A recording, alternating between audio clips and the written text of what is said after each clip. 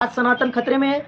आज जब इतनी बड़ी हिंदू ताकत सत्ता में बैठी है तब सनातन खतरे में है। तो फिर इससे ज़्यादा सुरक्षित सनातन कभी नहीं हो सकता। कहते हैं मुसलमान बहुत बड़ी संख्या में हैं, मुसलमान बहुत बड़ी संख्या में हैं, फिर भी वो इजराइल से फिलिस्तीनियों को बचा नहीं पा रहे हैं, गाज़ा के लोगों को बचा नहीं पा रहे हैं। तो इसका उदाहरण है, संख्या में कम होने से कोई कमज़ोर नहीं होता। जो जितना संख्या में कम होता है उसके अंदर उतनी ही एकता होती है, और इसका साक्षात उदाहरण इजराइल है। और इजराइल ने अपनी ये तरक्की अपनी शिक्षा के दम पर प्राप्त करी है। और ये जितने भी अरब देश हैं, सारे के सारे मुस्लिम देश हैं, फिर भी उनके अंदर एकता नहीं है और उनके अंदर शिक्षा का तो कोई स्तर ही नहीं है। वो अय्याशी भरा जीवन जीते हैं, उसके अलावा कुछ नहीं करते। सुनो मित्र, तुम्हें लगता है कि सनातन खतरे में है। सनातन तब खतरे में नहीं रहा जब इस देश पर बाबर, अकबर, हुमायूं, इन सब ने राज किया, जहांगीर ने राज किया, औरंगजेब उस क्रूर शासक ने राज किया, तब भी सनातन खतरे में नहीं रहा। और आज सनातन खतरे में है। आज जब इतनी बड़ी हिंदू ताकत सत्ता में बैठी है तब सनातन खतरे में है। तो फिर इससे ज़्यादा सुरक्षित सनातन कभी नहीं हो सकता।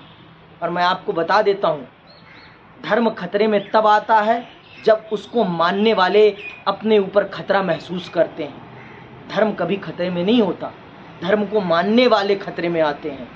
और आपको मैं बता दूं, और वो खतरे में इसलिए आते हैं क्योंकि वो डरपोक होते हैं।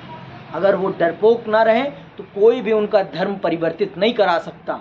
यहाँ इसी धरती पर बहुत लोगों ने अपने धर्म को नहीं त्यागा, अपनी जान को त्यागा है। और अगर हिंदू संगठित रहेगा तो उसका कोई भी धर्म परिवर्तित नहीं कर सकता। हाँ, पर ये भी सच है, इसी सनातन में कुछ लोगों के साथ भेदभाव होता है। तो अब जिनके साथ भेदभाव होगा वो भेदभावपूर्ण जीवन तो बर्दाश्त नहीं करेंगे। वो सीधे तौर पर सनातन से हाथ जोड़ेंगे और चले जाएंगे। पहले अपने अंदर सनातन ये कमियां दूर करे कि वो अपने लोगों के साथ भेदभाव नहीं करेगा। और जिस दिन सनातन ने अपनी इन कमियों को दूर कर लिया, उस दिन सनातन पर कोई प्रश्न चिन्ह नहीं खड़ा कर पाएगा। चलो मैं आपको एक और उदाहरण के माध्यम से समझा देता हूँ। आप लोग कहते हैं मुसलमान बहुत बड़ी संख्या में हैं, मुसलमान बहुत बड़ी संख्या में हैं, फिर भी वो इजराइल से फिलिस्तीनियों को बचा नहीं पा रहे हैं, गाज़ा के लोगों को बचा नहीं पा रहे हैं। तो इसका उदाहरण है, संख्या में कम होने से कोई कमज़ोर नहीं होता। जो जितना संख्या में कम होता है उसके अंदर उतनी ही एकता होती है। और इसका साक्षात उदाहरण इजराइल है।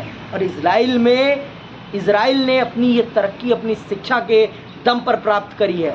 और ये जितने भी अरब देश हैं, सारे के सारे मुस्लिम देश हैं, फिर भी उनके अंदर एकता नहीं है और उनके अंदर शिक्षा का तो कोई स्तर ही नहीं है। वो अय्याशी भरा जीवन जीते हैं, उसके अलावा कुछ नहीं करते। और जिसने अय्याशी भरा जीवन जीने की कल्पना करी है उसने बर्बादी ही झेली है। ये बात जान लो आप। अगर आपको बर्बादी प्यारी है तो आप अय्याशी भरा जीवन स्वीकार करें। और अगर आपको सच में राष्ट्र प्रेम है, धर्म प्रेम है, तो कृपया करके धर्म पर राजनीति नहीं, धर्म को मानिए, धर्म का प्रचार करिए, धर्म को पढ़िए, तब जाके धर्म सुरक्षित होगा। धर्म के लिए तलवार उठाने से कभी धर्म सुरक्षित नहीं होता। शंकराचार्य महाराज को जरा पढ़िए, उन्होंने तलवार की नोक पर धर्म को प्रचारित नहीं किया है, उन्होंने शिक्षा की नोक पर, विचार की नोक पर धर्म को आगे बढ़ाया है। इस बात को समझिए आप लोग।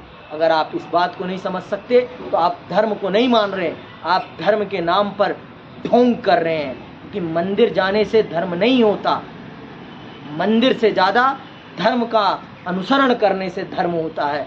आप अपने आचरण को देखिए कि आप कितना सनातनी आचरण करते हैं। पूजा पाठ सनातन का आचरण नहीं है, सनातन का आचरण है अपने जीवन पद्धति में ज्ञान को ज़्यादा से ज़्यादा समाहित करना। ये है सनातन। सनातनी आज तक जितने भी महान हुए हैं, उन्होंने ज्ञान के आधार पर सनातन को आगे बढ़ाया है, तलवार के आधार पर नहीं। सनातन हमेशा ज्ञान के आधार पर आगे बढ़ा है और बढ़ता रहेगा। तलवार के आधार पर जिसने भी अपने धर्म को बढ़ाया है वो कमज़ोर हुआ है। और इसका उदाहरण मैंने आपके सामने साक्षात प्रस्तुत कर दिया है। इसी के साथ मैं आप सबसे अनुरोध करूंगा कि धर्म के नाम पर राजनीति ना होने दें, क्योंकि धर्म के नाम की राजनीति जिस जिस देश ने करी है उसने बर्बादी ही झेली है। अपने बगल में पाकिस्तान को देख लीजिए आप, इसका साक्षात उदाहरण है। इससे बढ़िया उदाहरण आपको कोई और नहीं मिल सकता। इसी के साथ मैं विदा लेता हूँ। जय हिंद, जय भारत।